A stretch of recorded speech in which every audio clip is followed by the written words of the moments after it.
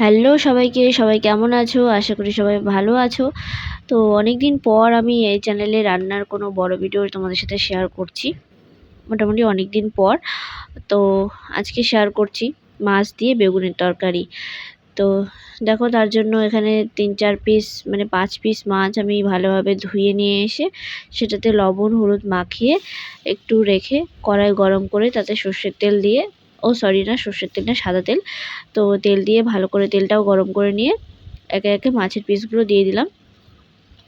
আর এই যে এখন যেটা দিলাম ফটকা মাছের, এটা কে কে পছন্দ করো একটু কমেন্টে জানিও তো, আমার তো ভীষণই ভালো লাগে।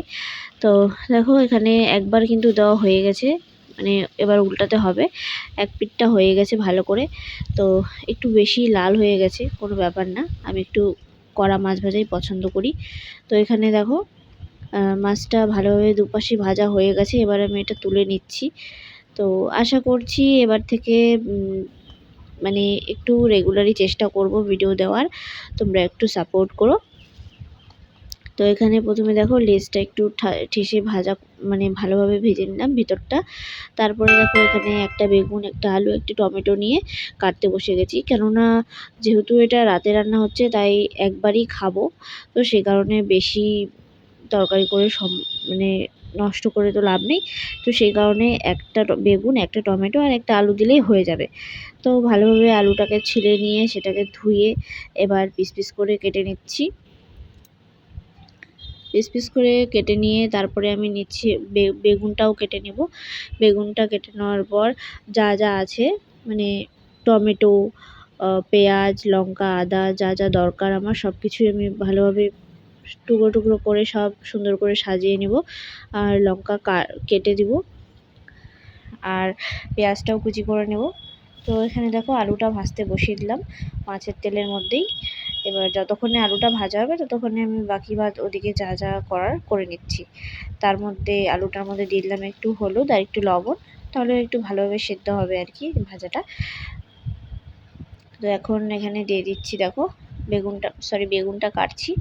তো এটা একটু ছোট ছোট করে করব, একটু পোকা ছিল, তো যাই হোক ওটাকে বাচ্চা দিয়ে আমি বেগুনটাও কেটে নিলাম পাতলা পাতলা করে। তারপরে এখানে আমি কাটছি দেখো আদা। এটা যেহেতু মিক্সিতে দেব সেই কারণে এটা আমার বেশি বড় করে রাখার দরকার নেই, এটা আমি পিস পিসই করব, মানে এটাকে ভালো করে ছিলে নিয়ে সেটাকে টুকরো টুকরো করে কাটতে হবে।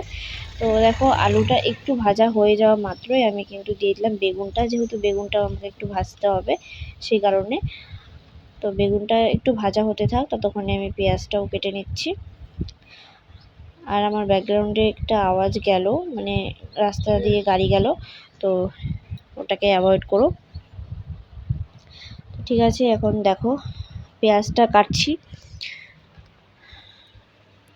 তো এখানে বেগুন আর আলু ভাজা হতে থাক, ততক্ষণ আমি পেঁয়াজটা কাটি, কুচি কুচি করে কাটতে হবে। তো পেঁয়াজটা কাটতে কাটতে খুলে যাচ্ছিল, কেন জানি না খুলে যাচ্ছিল। তো যাই হোক অনেকক্ষণ পর কাটতে পারলাম। এবার দেখো এদিকে ভাজা হয়ে গেছে বেগুন আর আলু। এবার আমি এতে দিয়ে দেবো পেঁয়াজ কুচি। বেগুন আলুটাকে একটু সাইডে রেখে তারপরে কিন্তু দিলাম পেঁয়াজটা। তো এটা ততক্ষণ একটু ভাজা হতে থাক। এবার আমি টমেটোটা কুচি করে নেব। তোমরা ততক্ষণে ভিডিওটা লাইক কমেন্ট শেয়ার করে দাও, একটা সাবস্ক্রাইব করে দিও। তো দেখো এখানে পেঁয়াজটা অনেকটাই কাটা মানে ভাজা হয়ে গেছে। এবার টমেটো আর লঙ্কাগুলো ভালো করে ধুয়ে এটাকেও কাটতে হবে, মাঝখান থেকে লঙ্কাটা ছিঁড়বো আর টমেটোটা হচ্ছে পিস পিস করে কাটবো। কথা বলতে বলতে হাঁপিয়ে যাচ্ছি। তো যাই হোক এখন টমেটোটা কাটা হয়ে গেছে, এবার লঙ্কাটা চিড়ে নিচ্ছি। লঙ্কাটা চিড়ে নিয়ে আমি দিয়ে দিব বেগুনের মধ্যে।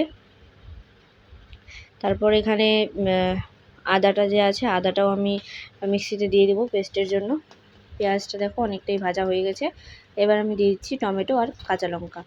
তো এবার এটাকে একটু হালকা নাড়াচাড়া করে দিয়ে তারপরে এটা যখন মজে যাবে, টমেটোটা যখন নরম হয়ে যাবে, তো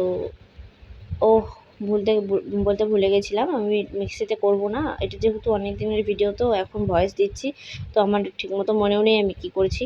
তো এখানে আদাটা গ্রেট করে দিয়ে দিলাম। আদাটা একদম গ্রেট করে দিলে খুব সুন্দরভাবে গ্রেট হয়ে যায়, বাটার মতো হয়ে যায়। তো আদাটা গ্রেট করে দেওয়ার পর এখানে আমি এটা একটু হালকা কষিয়ে নিয়ে জল দিয়ে দেবো। জল দেওয়ার পরে জলটা একটু মানে হালকা একটু সাইড দিয়ে ফুটে আসলে আমি দিয়ে দেবো মাছটা। আর মাছটা 2 পিস হয়ে গেছে, তার কারণ হচ্ছে আমরা এটা যেহেতু রাতের বেলা রান্না হয়েছে তরকারিটা, আর মাছটা হচ্ছে সকালবেলা ছিল। মাছটা যেহেতু ভাজাই ছিল, তো সকালবেলায় খাওয়া হয়ে গেছে ভাজা দিয়েই, আর অন্য কিছু ছিল।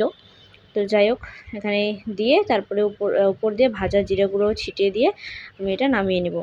তো কেমন লাগলো অবশ্যই কমেন্ট করে জানিও। ভালো লাগলে অবশ্যই একটা লাইক কমেন্ট শেয়ার করে দিও, আর নতুন হলে চ্যানেলটা অবশ্যই সাবস্ক্রাইব করে পাশে থেকো। তো তরকারি কিন্তু একদম রেডি, এখন আমরা খাবো। তোমরা ততক্ষণে চ্যানেলটাকে সাবস্ক্রাইব করে পাশে থেকো। টাটা।